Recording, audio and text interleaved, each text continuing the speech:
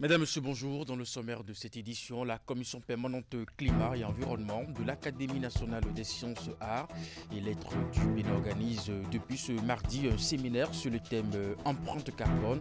La rencontre vise à échanger sur le sujet avec quelques services de l'administration pour qu'ils comprennent ce dont il est question. Ensuite, première session ordinaire de l'année du cadre de concertation nationale des acteurs de l'agroécologie. Les assises qui se tiennent à Boïcon sont étalées sur 3 jours. Elles seront l'occasion de faire le point à mi-parcours des actions et activités menées cette année, mais aussi définir les perspectives.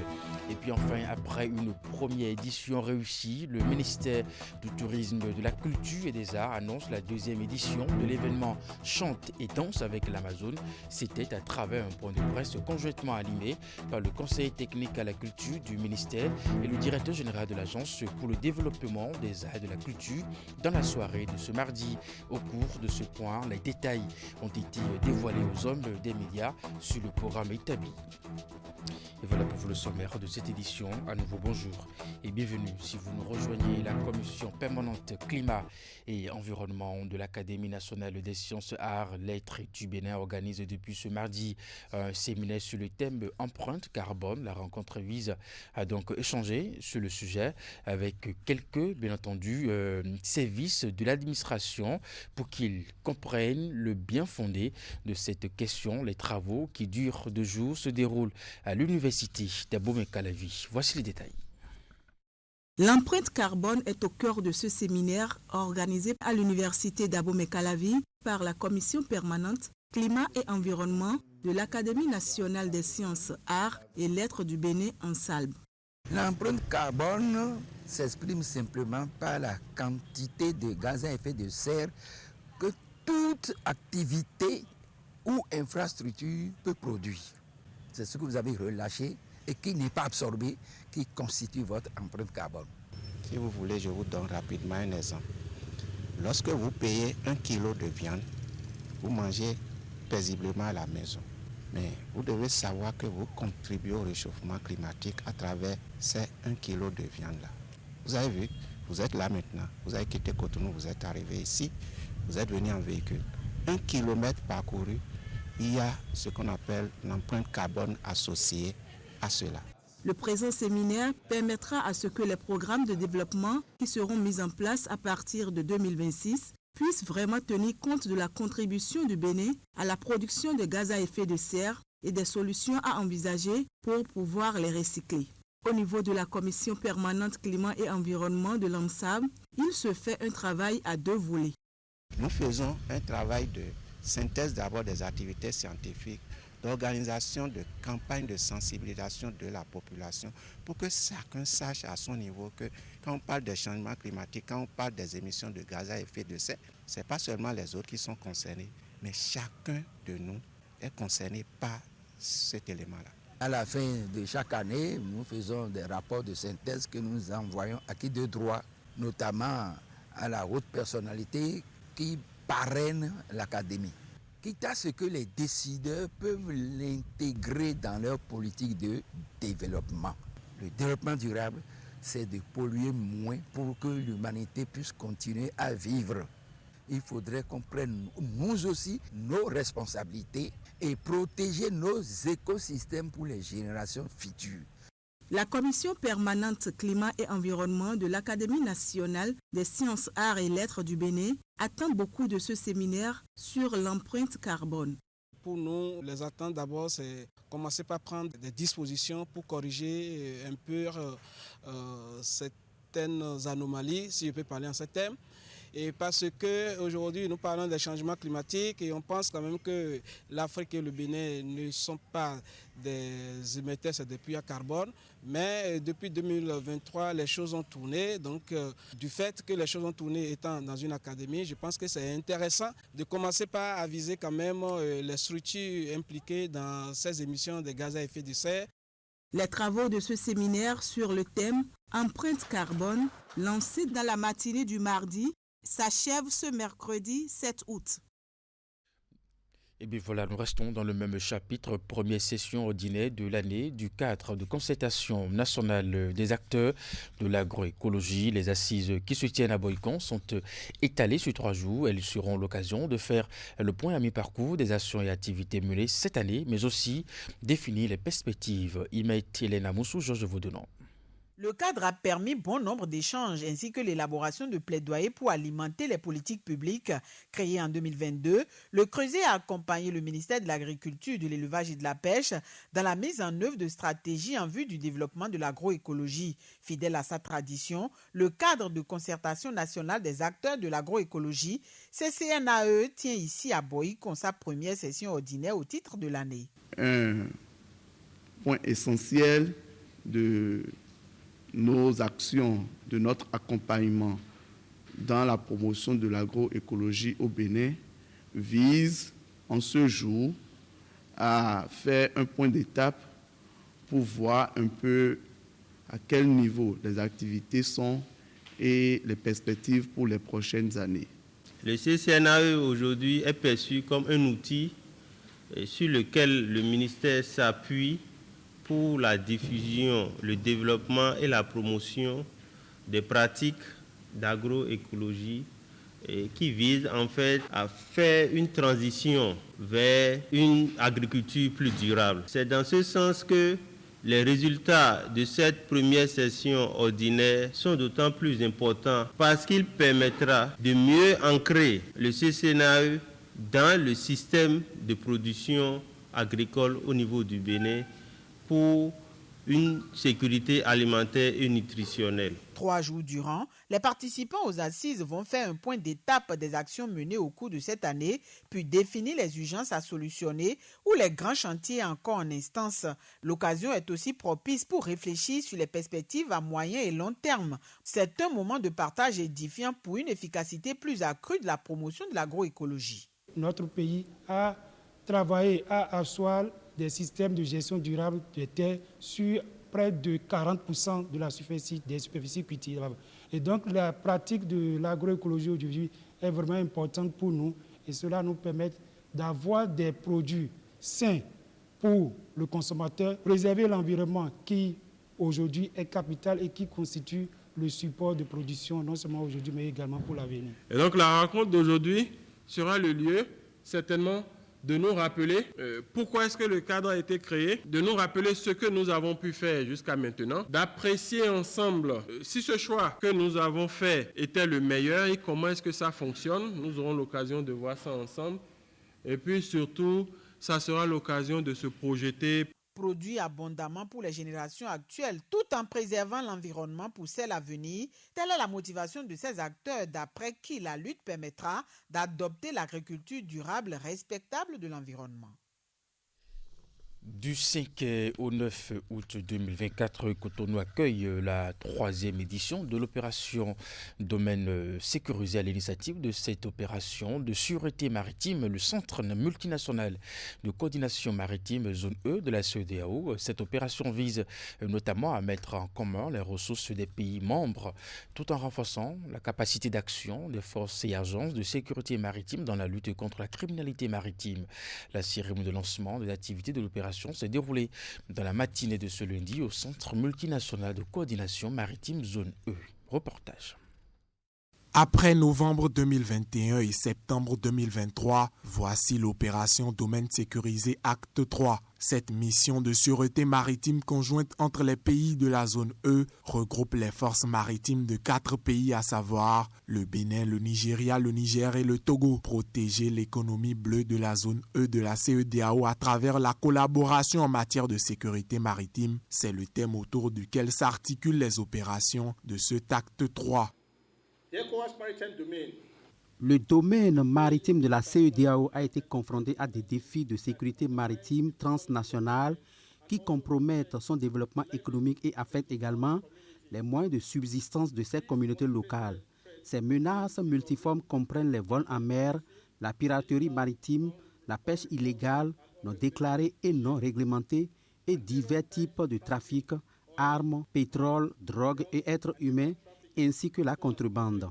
Various types of trafficking, oil, arms, drugs and human trafficking. L'opération Domaine sécurisé 3 vient démontrer de la volonté des pays de la zone E à enrayer les menaces qui entravent la sûreté maritime dans les pays qu'elle regroupe. C'est donc à juste titre que les états-majors des pays concernés se sont mobilisés afin de coordonner leurs efforts. Cette action traduit non seulement l'engagement et la détermination de toutes les parties dans le sens de la perpétuation, mais aussi de l'amélioration de la première édition avec cette fois l'inclusion réelle de la dimension aérienne. Après l'étape de présentation du planning d'activité de l'opération dans les locaux du Centre multinational de coordination maritime, cap a été mis sur la base navale de Ganri. Ici, les différents navires ont été appareillés pour donner le top départ de l'opération Domaine sécurisé 3. C'est parti ainsi pour 4 jours d'intenses activités conjointes en mer.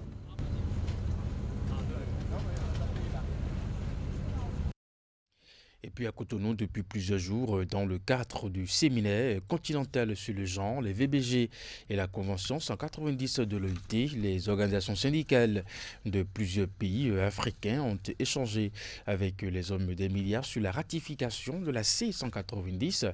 Il s'agit notamment d'exposer le bien fondé de cette convention qui comptabilise déjà 5 ans d'existence depuis son adoption.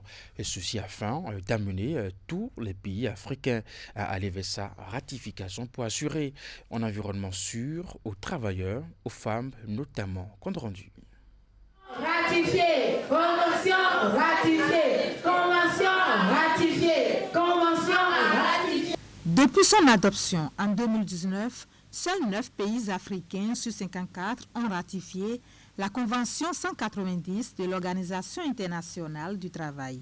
Pourtant, il s'agit d'un instrument légal dont l'objectif est de bannir toutes les formes de violence qui minent le monde du travail, notamment celles basées sur le genre.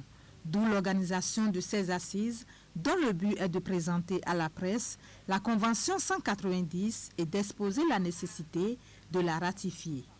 Alors cette convention, c'est le premier outil, c'est le premier instrument international que nous avons de manière consensuelle qui donne une définition de la violence, du harcèlement, et que lorsque nous avons des cas de violence et de harcèlement, tout le monde est unanime pour dire ce cas que nous avons en face de nous, voilà comment on peut le définir, voilà comment on peut le défendre. L'autre temps fort qui a meublé cette rencontre, c'est le point analytique des progrès réalisés à travers les actions des syndicats dans ce domaine. Il a été suivi de sensibilisations et plaidoyers à l'endroit des dirigeants africains en général et ceux du Bénin en particulier, afin de les amener à intégrer cet instrument dans leur arsenal juridique. La COSI Bénin a beaucoup travaillé, surtout avec l'appui technique et financier de son partenaire privilégié, la CNV internationale, que nous saluons au passage. Nous avons déjà même, avant que cette convention ne soit adoptée et n'atterrit au Bénin, nous avons déjà pris notre bâton de pèlerin. Et nous devons continuer notre plaidoyer, nous devons continuer notre travail de mobilisation, de veille, d'éclaireur, pour que les 45 autres pays d'Afrique puissent ratifier cette convention et domestiquer sa recommandation.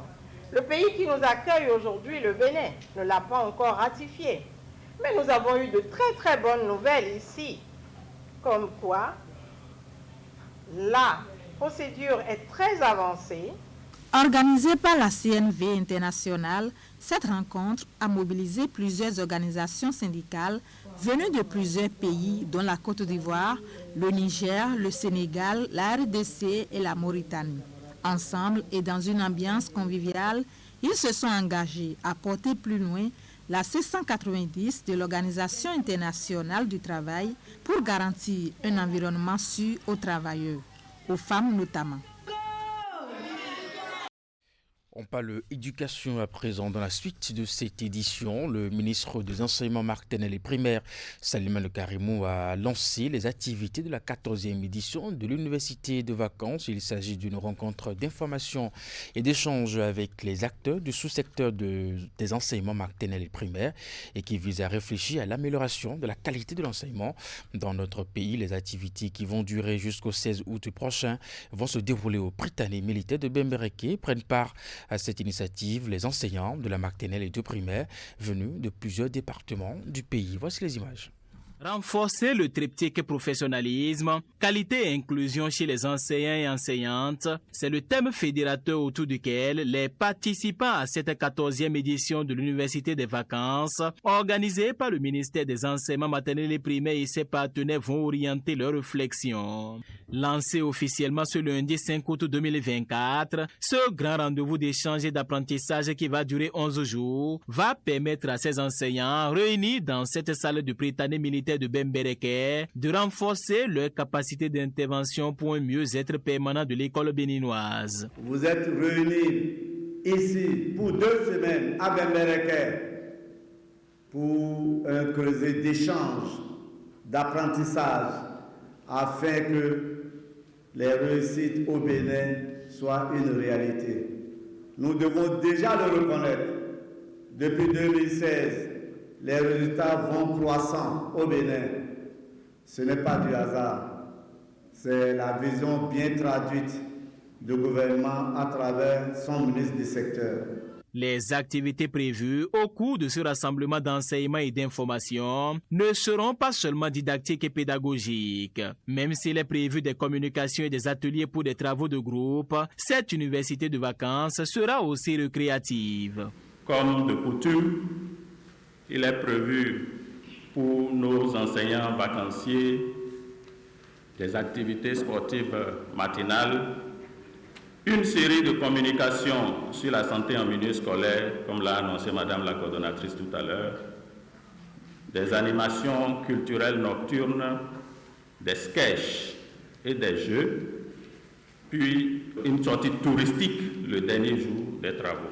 Grâce au leadership du président de la République, son Excellence Patrice Talon, le gouvernement reste engagé sur la qualité de l'éducation, comme le témoigne son programme d'action 2021-2026, qui prescrit, à travers son 5e axe stratégique, la promotion d'une éducation de qualité et de l'enseignement de la formation technique et professionnelle pour poursuivre la transformation structurelle de notre économie.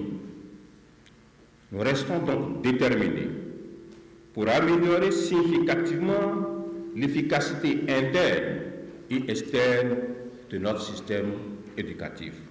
De façon pratique, cette édition de l'Université des vacances du ministère des Enseignements maternels et primaires vise un objectif spécifique, outiller les acteurs de ce sous-secteur de l'éducation dans le but d'améliorer la qualité de l'enseignement au Bénin.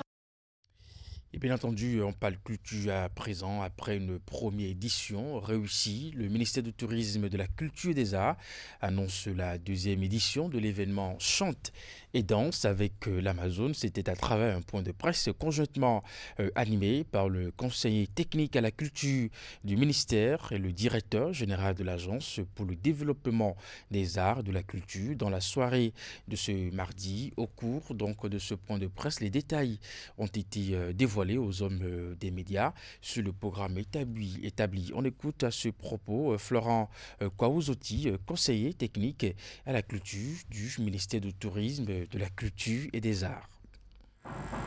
CD 2 arts, chante et danse avec l'Amazone. Chante et danse avec l'Amazone est une opération du gouvernement béninois pour entretenir un peu la jeunesse tout au long du mois d'août à septembre, au total un mois de vacances scolaires.